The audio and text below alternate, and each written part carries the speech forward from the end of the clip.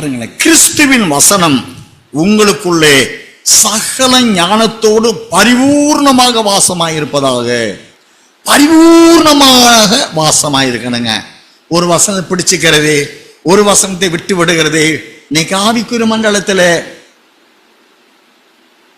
ஏன் சபையில் உள்ள மணவாட்டி சபையில் உள்ள ஊழியர்களை விசுவாசியுடைய வாழ்க்கையிலேயே தனக்கு சாதகமான ஆறுதலான வசனத்தை மட்டும் பிடிச்சுக்குவாங்க, மற்ற வசனங்களை விட்டு விடுவாங்க. அருமையான கர்த்தருடைய பிள்ளைகளே, ஆனால் இந்த பரிபூர்ண ரட்சிப்பை சுதந்திரிக்கக்கூடிய இந்த மனவாட்டியானவள் எப்படி ஆயத்தமாக வேண்டும் சொல்கிறார். கிறிஸ்துவின் வசனம் உங்களுக்குள்ளே சகல ஞானத்தோடும் பரிபூர்ணமாக வாசமாயிருப்பதாக. முற்றிலுமான உன் வாயை திறந்தீங்கன்னா வசனம் தான் வரணும். உன்னுடைய வாழ்க்கையின் ஒவ்வொரு கிரியைகளை பார்த்தா வசனத்தின்படியான வாழ்க்கை தான் இருக்கணும். அல்லது சர்ச்சுக்குள்ள ஒரு வாழ்க்கை, சர்ச்சுக்கு வெளியே ஒரு வாழ்க்கை, அப்படி அல்ல. அருமையான கர்த்தருடைய பிள்ளைகளே, நீங்க 1 கொரிந்தியர் 1 வாசிகளே, நீ சகல வசனங்களை கை கொள்ளுனாலே மட்டும்தான் நீங்க சம்பூர்ணமாவீங்க. 1 வாசிங்க. நீங்கள் இயேசு கிறிஸ்துவுக்குள்ள எல்லா உபதேசத்திலும் எல்லா அறிவிலும் மற்றெல்லாவற்றிலும் சம்பூர்ணம் உள்ளவர்கள் ஆக்கப்பட்டிருக்கிறபடியால், எல்லா வசனத்திலும் எல்லா கிரியைகளிலும் அருமையான கர்த்தருடைய பிள்ளைகளே சம்பூர்ணம் உள்ளவர்களாக்கப்பட்டு இருக்கிறபடியால். சம்பூர்ணம் என்றால் அதற்கு அடுத்த அளவுகோலே இல்லைங்க. அப்போஸ்தலன் பவுல் மிகவும் தெளிவா சொல்றாருங்க.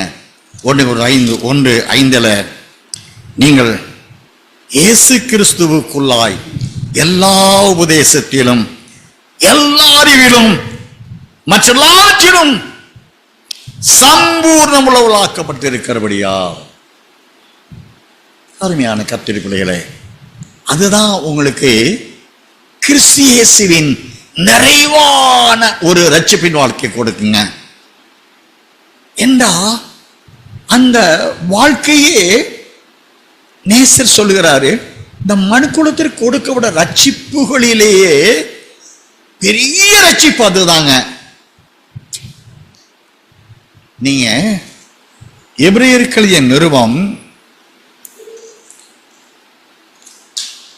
2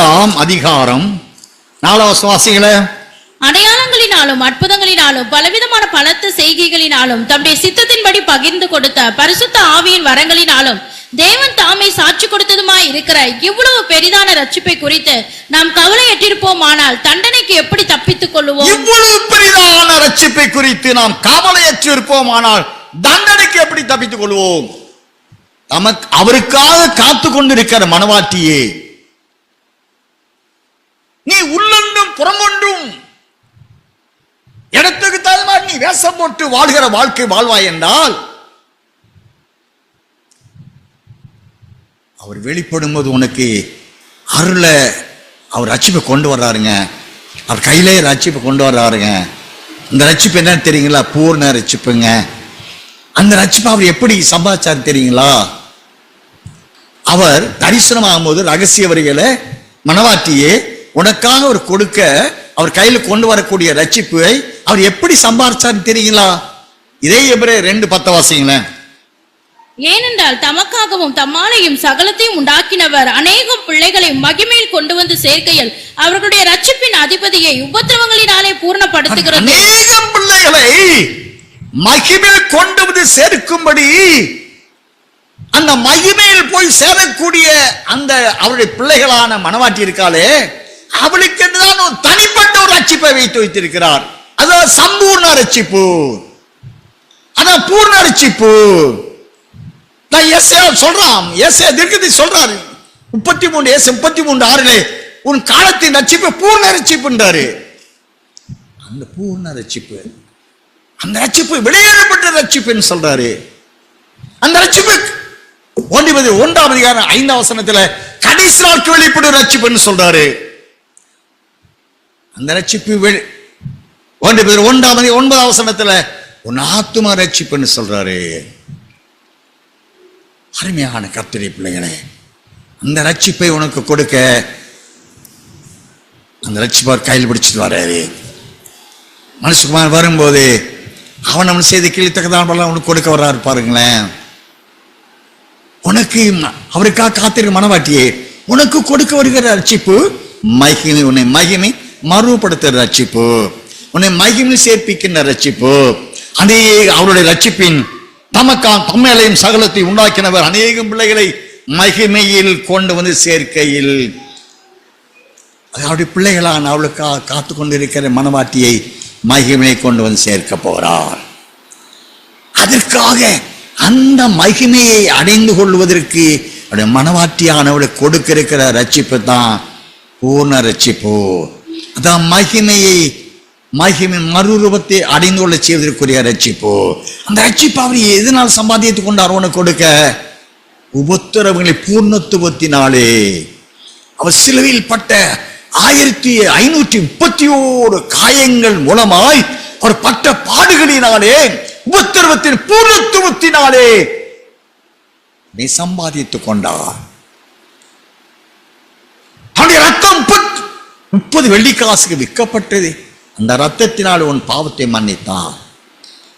அவர் சரீரம் 1.25 கோதுமைக்கு விற்கப்பட்டது. அந்த சரீரத்தினாலே நீ கிரேத்துக் கொள்ளப்பட்டாய்.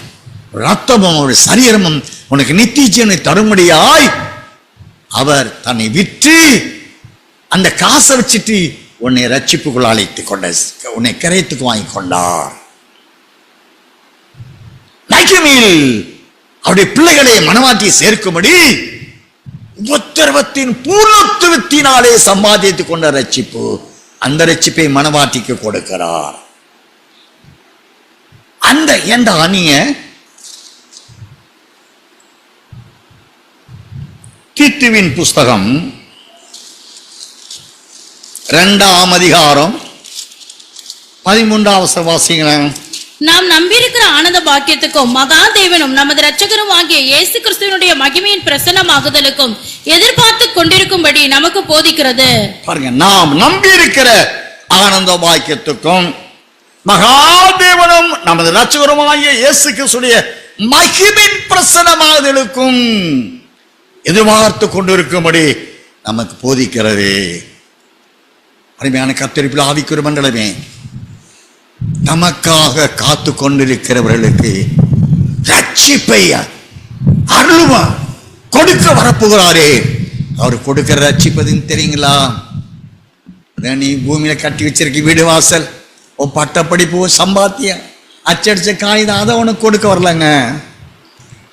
அவர் சிலுவையின் உபத்திரவத்தின் பூர்ணத்துவத்துக்கு தன்னை பலியாய் ஒப்புவித்துக் கொண்டு அவரை விற்ற அந்த 30 வெள்ளிக்காசுக்கு உன்னை விலைக்கு வாங்கி அவருடைய சரீரத்தினாலே உன்னை ஆவிக்குரிய ஆகாரம் என்ற வேத வசனத்தினாலே உன்னை போஷிப்பித்து வசனத்தின் மூலமாகவே உன்னை பூர்ண ரூபவதியான மனவாட்டியாய் ஆயத்தப்படுத்தி நீ எனக்காக காத்திரு, நான் உனக்காக காத்திருக்கிற மனவாட்டியே, என் மகனே, என் மகளே, என் ரூபவதியே, என் புறாவே, தன்னை பெற்றவளுக்கு ஒருத்தி அல்லவா? சாலமோன் அதான் சொல்றாரு. உன்னப்பட்ட 9:10 வாசியம். உன்னப்படி 6ஆம் அதிகாரம். கன்னியருக்கு தொகையில்லை. ராஜஸ்திரீகள் 60 பேரும் மறுமணி ஆட்டிகள் 80 பேரும் உண்டு. கண்ணீருக்கு தொகையில்லை. என் புறாவோ என் முத்தமையோ ஒருத்தியே, அவள் தன் தாய்க்கு ஒரே பிள்ளை, அவள் தன்னை பெற்றவளுக்கு அருமையானவள். என் முத்தமையோ ஒருத்தி, என் முத்தமையோ ஒருத்தி, அவள் தன்னை பெற்றவளுக்கு, தன்னை உண்டாக்கினவளுக்கு அவள் அருமையானவள்.